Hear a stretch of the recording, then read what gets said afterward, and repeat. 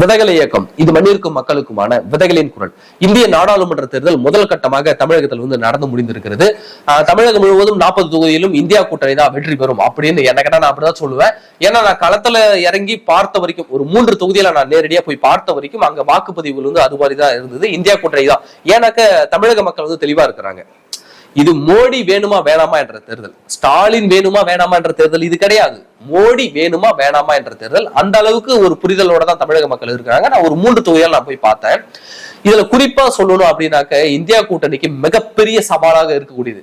ஏன் அந்த ஒரு தொகுதி வெல்லுவதற்கு கூட வாய்ப்பு இருக்கு அப்படின்னு ஒரு தொகுதியை நான் சொல்லணும் அப்படின்னாக்க தர்மபுரி தொகுதியை நான் நிச்சயமா சொல்லுவேன்.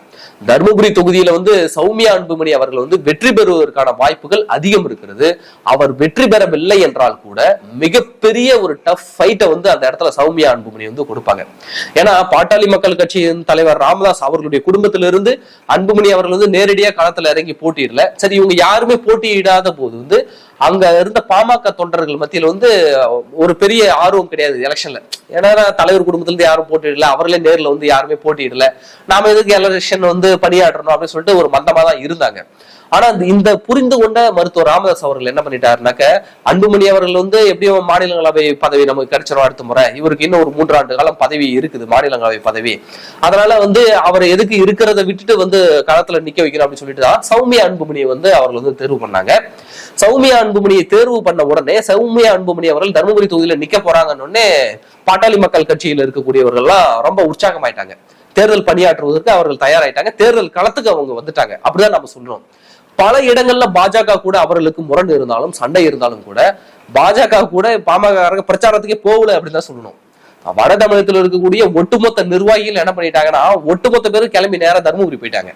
எப்படியாவது அந்த இடத்துல சௌமியா அன்புமணி ஜெயிக்க வச்சாகணும் அப்படின்னு சொல்லிட்டு வட தமிழகத்துல இருக்கக்கூடிய மொத்த வன்னியர் நிர்வாகிகள் இருக்காங்களா, வன்னியர் சங்க நிர்வாகிகள், பாமக நிர்வாகிகள் என்ன பண்ணிட்டாங்கன்னா மொத்த பேரும் சௌமியா அன்புமணிக்காக தர்மபுரியில போய் கிளம்பிட்டாங்க. இங்க பிஜேபிக்கு இவர்கள் வாக்கு கேட்கிற கூட ஆளு கிடையாத நிலைமை இங்க ஏற்பட்டு விட்டது. ஒரு சாதாரண ஒன்றிய அளவிலான பொறுப்புல இருக்கக்கூடியவர் தான் பிஜேபி கூட வாக்கு கேட்டு அலைஞ்சுக்கிட்டு இருந்தாங்களே தவிர ஒட்டுமொத்த பாமக கட்சிக்காரங்களும் நேரா தர்மபுரிக்கு போயிட்டாங்க. அங்க போய் தீவிரமா களப்பணி ஆற்றுறத நாம கண்கூடா நம்ம நண்பர்களா நிறைய தகவல் சொல்லியிருந்தாங்க. ரொம்ப தீவிரமா இங்க களப்பணி ஆற்றிட்டு இருக்காங்க. பாட்டாளி மக்கள் கட்சியை சார்ந்தவர்கள் ஒவ்வொரு வீடுகளாக போய் வாக்கு சேகரிக்க ஆரம்பிச்சிட்டாங்க. ஒவ்வொரு தெருக்களும் ஒவ்வொரு ஊர்லயும் ஆட்கள் தங்கி அங்க வாக்கு சேகரிக்க ஆரம்பிச்சிட்டாங்க. இது ரொம்ப டஃப்பான ஃபைட்டை சௌமியா அன்புமணி கொடுப்பாங்க. அப்படி இல்லைன்னா இவர்கள் வெற்றி பெறுவதற்கே வாய்ப்பு இருக்கிறது. அத்தகைய ஒரு சூழல் தர்மபுரியில் நிலவுது அப்படின்னு நிறைய நண்பர்களும் சொல்லியிருந்தாங்க. நமக்கு போன் மூலமா நமக்கு தர்மபுரியில நண்பர்கள் இருக்காங்க. நம்ம கடலூர்ல கல்லூரி படிக்கும் போது இருந்த நண்பர்கள் ஒருவர் சொல்லியிருந்தாரு, ரொம்ப ஃபைட்டு கொடுத்துட்டு இருக்காங்க, ரொம்ப வேகமா உற்சாகமா ஒர்க் பண்ணிட்டு இருக்காங்க. அது மட்டும் இல்லாம சௌமியா அன்புமணியின் அவர்களுடைய 2 மகள்களும் அவங்க வேற ஒவ்வொரு தெருவா போயிட்டு அங்க இருக்கக்கூடிய பொதுமக்களை சந்திப்பது அப்படின்ற ரீதியில அவர்கள் வாக்கு சேகரிக்க ஆரம்பிச்சிட்டாங்க. அப்போ இவர்கள் பிஜேபி கூட இவர்கள் கூட்டணி இருந்தாலும் சரி, இவர்கள் பிஜேபி வேட்பாளருக்கு வாக்கு கேட்பதை விட அவர்கள் நிச்சயமா ஜெயிச்சாகணும்ன்றதுல குறிக்கோளாக இந்த பாமக கட்சியாளர்கள் முக்கிய நிர்வாகிகள் நேரம் அங்க போயிட்டாங்க. அதுதான் கள நிலவரமா இருக்குது. அது மட்டும் இல்லாம கோயம்புத்தூர் எல்லாம் பாத்தீங்கன்னா பாமக நிர்வாகிகள் நாங்க பாஜகவுக்கு ஒர்க் பண்ண மாட்டோம், எங்களை மதிக்க மாட்டாங்க அப்படின்னு சொல்லிட்டு தேர்தல் பணியிலிருந்து அவர்கள் விலகி கொண்டார்கள். இதுல என்ன ஒரு சிக்கல்னா இது ஏன் பொருந்தாத கூட்டணி தான். பாஜகவும் பாமக என்பது பொருந்தாத கூட்டணி அப்படின்னு தான் நான் சொல்லுவேன். ஏன் அப்படின்னாக்க பாஜகவுக்கு தென் தமிழகத்தில் வாக்கு வங்கி ஓரளவுக்கு இருக்குது, வட தமிழகத்தில் அவர்களுக்கு வாக்கு வங்கி கிடையாது. ஆனால் பாமகவுக்கு வட தமிழகத்தில் நல்ல வாக்கு வங்கி இருக்கு, தென் தமிழகத்துல வாக்கு வங்கி அவர்களுக்கு கிடையாது.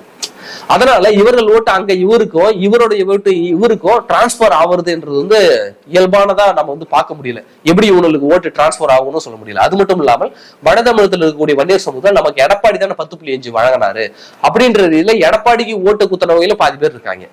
எப்படி பார்த்தாலும் தர்மபுரி தொகுதிகளில் இவர்கள் ரொம்ப தீவிரமா இருக்காங்க. இந்த ஒரு தொகுதியை நம்ம ஜெயிச்சாகணும்.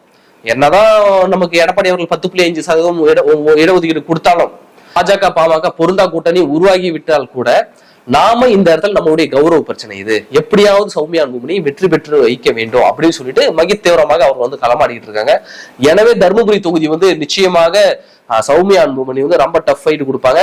வெல்வதற்கு கூட இங்க வாய்ப்புகள் அதிகமாக இருக்குது அப்படிதான் நம்ம சொல்லணும். கள நிலவரத்தை நாம சொல்றோம், வெல்வதற்கான வாய்ப்புகள் அதிகம் இருக்கு. அப்படிலாம் கூட டஃப் ஃபைட் கொடுப்பாங்க.